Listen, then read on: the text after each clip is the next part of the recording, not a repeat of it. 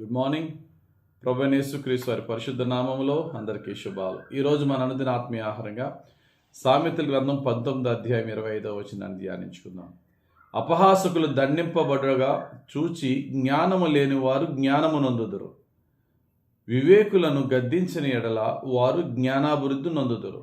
చదవబడిన వాక్యంలో 3 రకాల ప్రజలు మనకు కనబడుతున్నారు. ఒకరు అపహాసకులు, మరొకరు జ్ఞానం లేనివారు, మూడో వ్యక్తులు ఎవరంటే వివేకులు.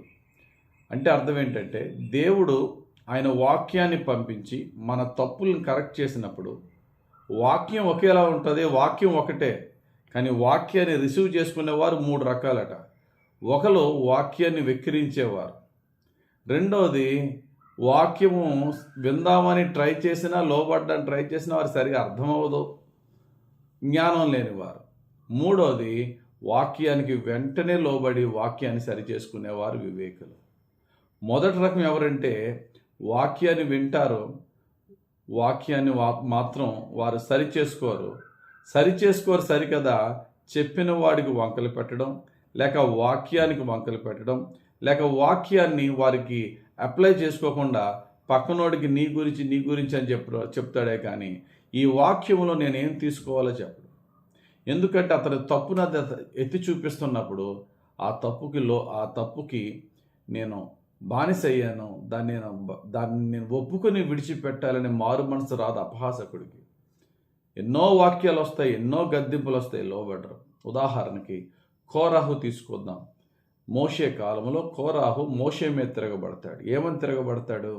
ఏంటి నువ్వు నీ కుటుంబమే హెచ్చించేసుకుంటున్నారు, నువ్వు ప్రవక్తవు, మీ అక్క ప్రవక్త్రి, మీ అన్నయ్య మాకేమో ప్రధాన యాజకుడు, పదవులన్నీ మీరే తీసేసుకుంటారని చెప్పి అంటే మోషే చాలా క్లియర్గా ఎక్స్ప్లెయిన్ చేశాడు. లేదయ్యా, దేవుడు నన్ను పిలిచి ఏర్పరిచిన పదవులే తప్ప మేమేమి కూడా మేముగా ఏర్పరచుకున్నాయి కాదని చాలా క్లియర్గా కోరాహుకి అందరికీ చెప్పినా అతడు ఎన్నిసార్లు చెప్పినా లోబడలేదు సరికదా కొంతమందిని మోషేకి వ్యతిరేకంగా కొంతమంది టీంని తయారు చేశాడు.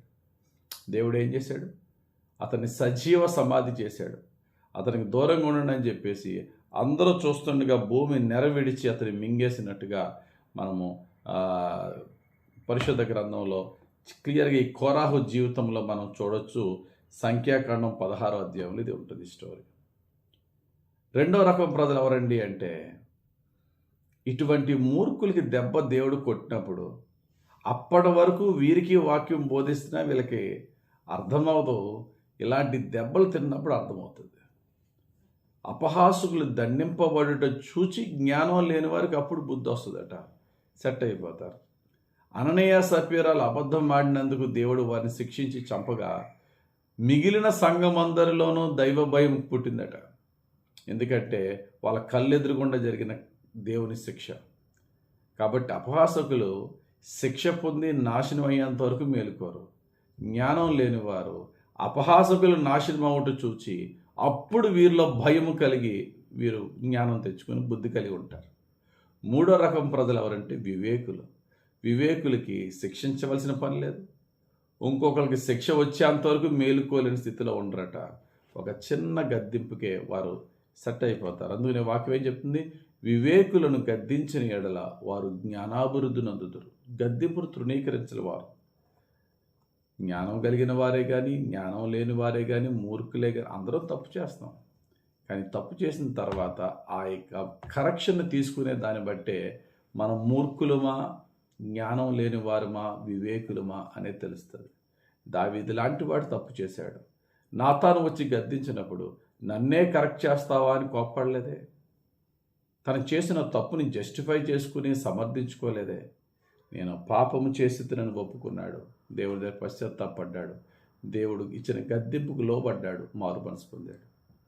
కానీ మూర్ఖులు ఉంటారు, వాళ్ళ కరెక్షన్ తీసుకోరు సరికదా, కరెక్ట్ చేసిన వారి మీద కోప్పడతారు. మనం అలా ఉండొద్దు.